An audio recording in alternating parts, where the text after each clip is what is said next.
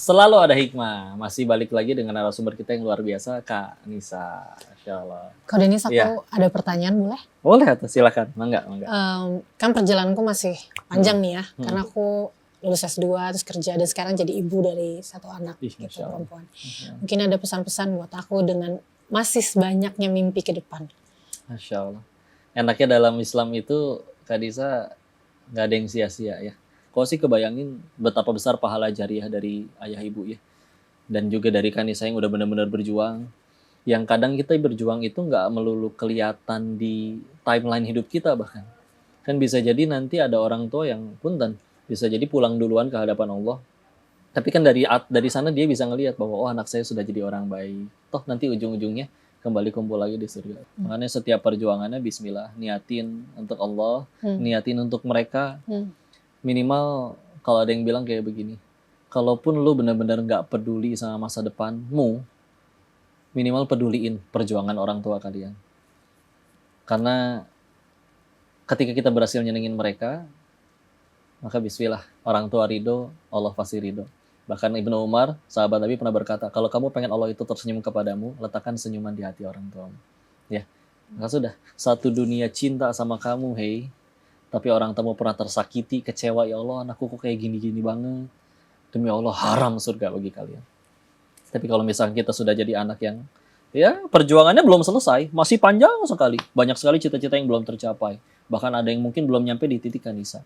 Tapi ketika akhirnya itu sudah membuat orang tua ridho, meskipun satu dunia benci, tapi tadi malam orang tua sambil tahajud, hamba ridho ya Allah, punya putri seperti ini. Oh udah satu kaki langkah udah di surga, itu tinggal satu langkah lagi. Karena ridha Allah dapat dari ridha orang tua. Dengan perjuangan kayak begini, biasanya nanti Allah yang takdirkan karyanya tuh langgeng. Mungkin nanti Kanisa buat buku, atau buat lembaga, buat apa. Yang nanti kitanya sudah pada wafat, tapi ada kebaikan banyak sekali di situ ikut mengalir. Ya, karena itu dia tadi. Yang luar biasa dari orang-orang yang hebat seperti Imam Syafi'i dan kawan-kawan, kadang ada perjuangan ibunya.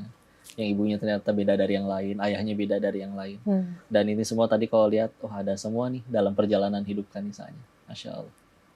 Gantian dong, Kanisa juga kasih pesan ke semua yang nonton, lebih khusus yang masih muda, atau bahkan ke orang tuanya untuk mensupport sebagaimana yang dialami oleh Kanisa dengan orang tuanya. Pesanku sih buat teman-teman di luar sana, kita lahir, kita nggak pernah milih lahir dari orang tua yang seperti bisa apa, milih juga.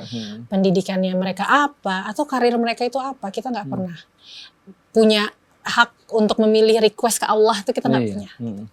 Tapi kita punya cara untuk melihat dunia dengan cara bahwa kita bisa menjaga amanah yang Allah kasih, yang dilahirkan dari rahim ibu dan kerja keras ayah kita, dengan cara melakukan yang terbaik di dalam setiap hal. Salah satunya adalah dengan percaya bahwa kita bisa untuk meraih pendidikan yang tinggi, bisa kuliah di luar negeri misalnya, atau bisa kerja di international company dan lain sebagainya. Jadi pesanku buat teman-teman, adik kakak di luar sana, selalu yakin bahwa apapun kondisi kita saat ini, itu tidak menjadi batasan, namun sebaliknya itu menjadi motivasi yang harusnya bisa membuat kita menjadi lebih bermanfaat untuk orang lain gitu.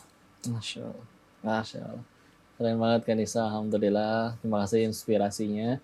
Pokok waktu tadi Kanisa cerita tentang ayah yang rela standby selalu antar jemput bahkan sampai hujan-hujanan. Tadi kita sempat di belakang layar cerita dulu ayah Teh Yunda juga pernah hujan-hujanan sambil dorong Vespa mogoknya, lalu jas hujannya dikasihnya ke Teh Yunda. Ayah hujan-hujanan.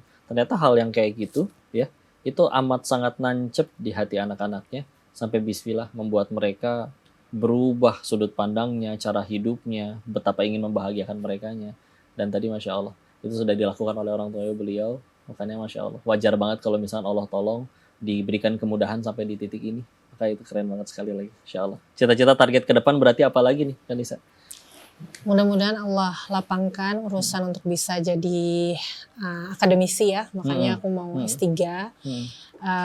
Dan mudah-mudahan bisa jadi seorang epidemiolog yang bisa berdampak gitu ya untuk kesehatan masyarakat, terus untuk Indonesia kayak gitu. Masya Allah. Saya titip salam ya Buat Siap. ayah, ibu, Ya, sehat insya Allah. selalu. Mudah-mudahan Insya Allah. ada takdirnya bisa silaturahmi dengan orang-orang hebat seperti beliau. Amin. Dan mudah-mudahan bisa ikut minta tolong doain Pak Denis gitu ya. Insya Allah. Mudah-mudahan luar biasa orang-orang tua seperti beliau-beliau gitu ya.